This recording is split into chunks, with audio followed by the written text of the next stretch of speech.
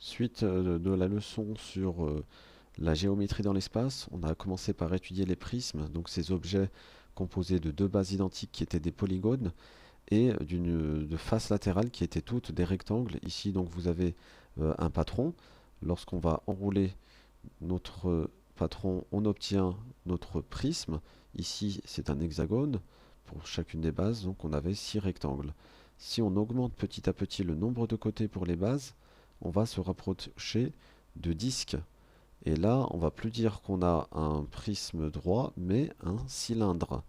Donc voilà, c'est l'objet de la leçon.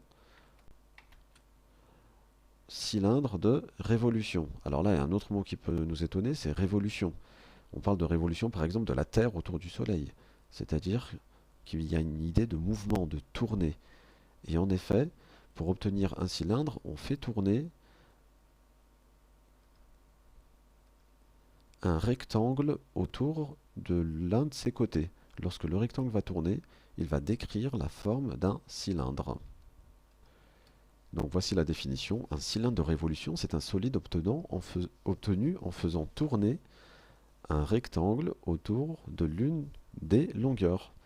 Alors les bases ici, ce sont des disques de rayon R.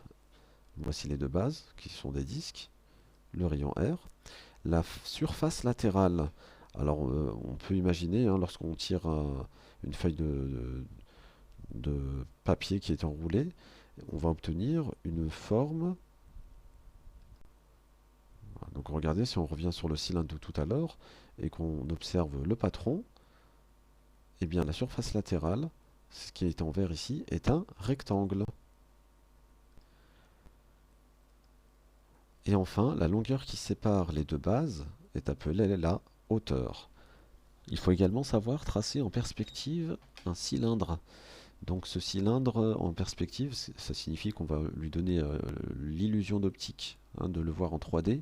Pour cela, on déforme les bases qui étaient circulaires. On ne fait pas des cercles parfaits, on fait des formes ovales. La hauteur, si elle est devant nous, on la fait donc bien sûr identique de chaque côté. Et enfin, la base, on la fait de la même forme, mais en faisant attention au pointillé et ce qui doit rester en très plein, comme ici. Voici notre disque en perspective.